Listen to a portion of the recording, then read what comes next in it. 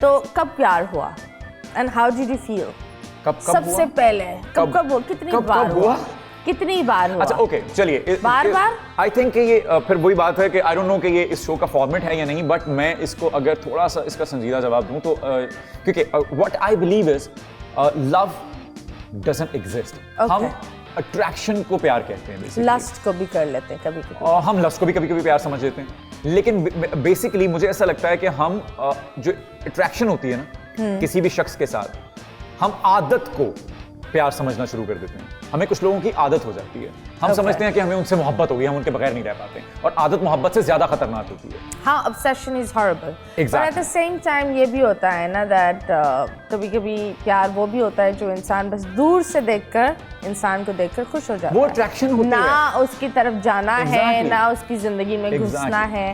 तो आप बताओ कितनी दफा दूर से हुआ, करीब से हुआ, बार हुआ? मैं वही आपको बताने की कोशिश कर रहा हूँ कि देखिए, आपकी जिंदगी में बहुत से लोग आते हैं, आपको बहुत सी अट्रैक्शंस भी होती हैं, बहुत सी एफिलिएशंस भी होती हैं, बहुत सी बॉन्डिंग्स भी हो जाती हैं, लेकिन आप उसको प्यार का नाम नहीं दे सकते। क्यों? कि मैंने 4 महीने पहले मैं वही दावे, oh I love you, I can't live without you, are you okay, all good, I love you so much, ये किसी और को कह रहा था। Okay. और मैं 4 महीने बाद यही किसी और को कह रहा हूं। मुझे कोई इबादत की हद तक मोहब्बत करे और फिर वो जाके किसी और के बच्चे पाल रही हो, इसका मतलब है, और फिर वो वही दावे किसी और के साथ कर रही हो। यू गेटिंग माई पॉइंट कि वो वही जो मेरे लिए मोहब्बत थी वो अब किसी और पे निशावर हो रही है। इसका मतलब है कि इट डजंट एग्जिस्ट। हम उस वक्त जिस सिचुएशन में जब जिसके साथ हैं, हम उसकी तरफ माइल हैं। तो एक्चुअली कोई ग्राउंड रियलिटी है नहीं मोहब्बत की। मैंने अभी भी थोड़ी देर पहले भी कहा था, मोहसिन नकवी साहब का एक मिसरा कि चलो छोड़ो मोहब्बत झूठ है, अहदे वफा एक शुगल है बेकार लोगों का। तो हम अट्रैक्शन को मोहब्बत समझना शुरू कर देते हैं, तो हम अट्रैक्शन की बात करते हैं कि वो बारहा होती है। आपको क्या अट्रैक्ट करता है? क्या अट्रैक्ट करता है खातून में? आप क्या देखते हो सबसे ज्यादा? वेल स्पोकन, खुश गुफ्तार होनी चाहिए, Okay. और उससे खुशबू अच्छी आनी चाहिए, Okay. साफ सुथरी होनी चाहिए।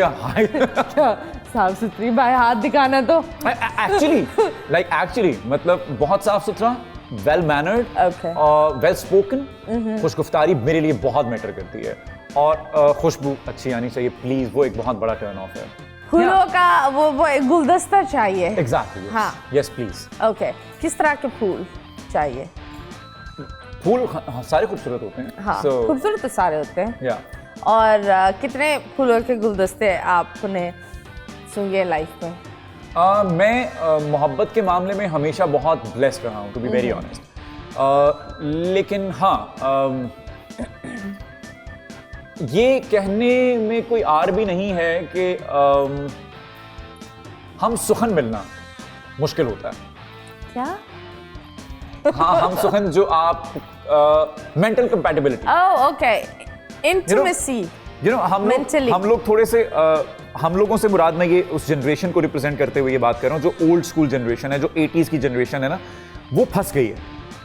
हम लोग हैं उस दौर के लोग कि जब एक और तरह के रीति रिवाज और एक और तरह के घर गृहस्थी और एक और तरह का रख रखाव था, एक और तरह के मॉरल्स थे फैमिलीज के, और फिर धीरे धीरे हमारी जनरेशन 80s वाली इस दौर में दाखिल हो गई।